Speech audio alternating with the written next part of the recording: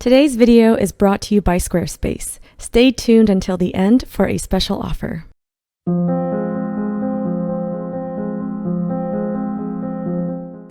Hello dear friends, today's oil painting time lapse is now my third or fourth largest painting ever.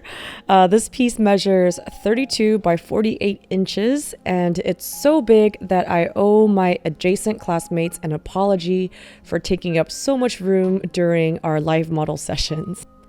And sadly, due to YouTube's needlessly strict policies on nudity, even in art, I have to censor parts of the body. But if you'd like to see an uncensored 30-minute tutorial of this video, along with hundreds of hours of exclusive content and monthly art rewards, feel free to check out my Patreon at patreon.com/happydartist.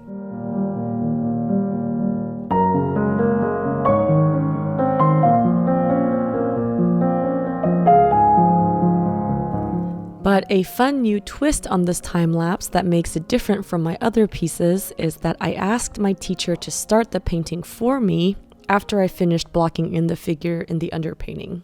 So what you're seeing right now is actually my teacher painting. I didn't just get super buff and hairy all of a sudden. I asked my teacher to paint a small patch of the figure for me because one of the skills I've been working on improving is the thickness of my paint application. I'm someone who tends to paint more thinly and I always blend out any visible brushstrokes because I used to go for that airbrushed, almost digital painting effect. And in school, they really encourage us to fully utilize the unique characteristics of oil paint. And a huge benefit to oils that sets it apart from watercolor and gouache is its thick, voluminous texture.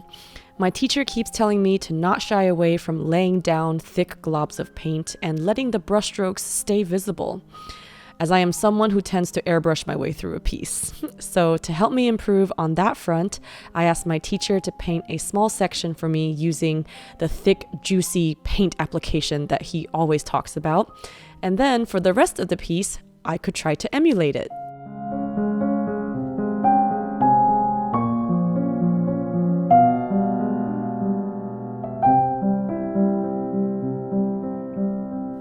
So now it's back to me, and I'm trying my best to keep up with my teacher who just effortlessly breezed through a very challenging part of the anatomy.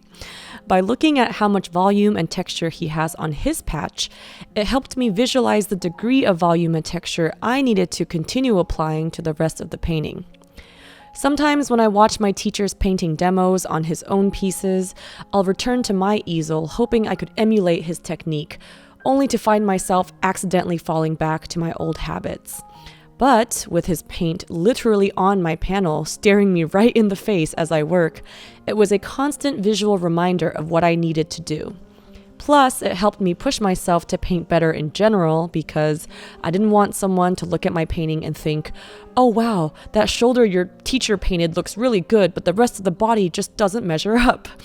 So yeah, this painting was a great learning experience, and I also gave myself a lot of healthy pressure to keep up with my teacher, which was both daunting and extremely helpful.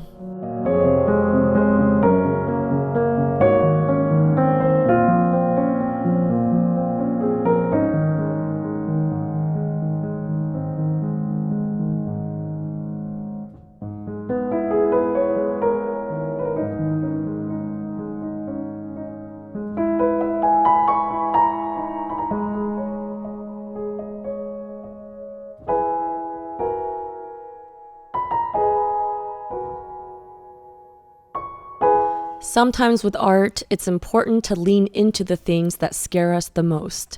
It's easy to keep doing things the way you're used to doing them because you feel more confident that things will turn out good using tried and true methods. It's hard to try out a new technique you've never used before because you'll have to face the possibility of struggling and failing at this new experiment. And usually when we try new things, we will suck at first. We'll make mistakes, we'll create ugly paintings, and we'll hear that discouraging voice in our heads telling us, wow, maybe you're not cut out for this. But that struggle is what strengthens our skills and makes us better artists in the long run. If we just keep painting things we already know how to paint using techniques that have always worked for us, Sure, we might make pretty finished products, but we won't ever grow to achieve bigger things.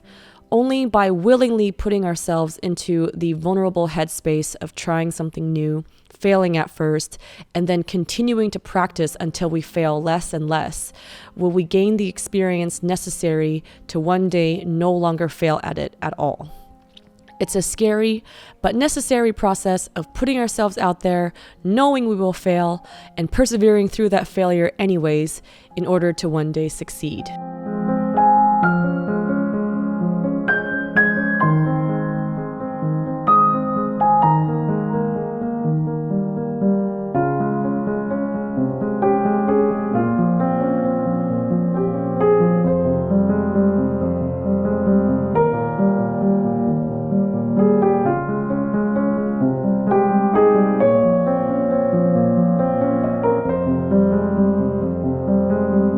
And to be honest, this painting scares me.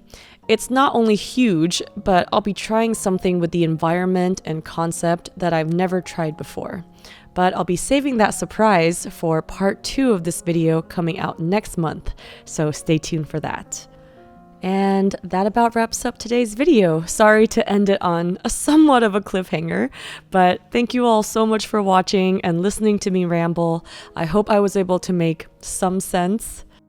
And of course, you guessed it, my eternal never-ending sale is still going on in my shop, so if you'd like 20% off your order of prints and originals, just enter the code HOLIDAY at happyd-artist.com. And if you're interested in learning more about how to paint and draw, I have lots of art educational content on my Patreon page, including exclusive video tutorials, step-by-step photo tutorials, live streams, podcasts, and even surprise art gift boxes. All available at patreon.com/happydartist.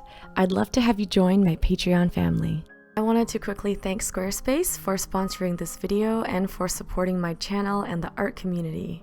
I've actually enjoyed using Squarespace for 4 years now to build and host my online shop and website. So whether you need a domain, website, or online store, make your next move with Squarespace. Start your free trial today at squarespace.com and visit squarespace.com/happydartist for 10% off your first purchase. Also, if you want to check out more artworks, works in progress, and just random daily artist adventures, feel free to check out my Instagram, and you can follow me at the handle @happydartist.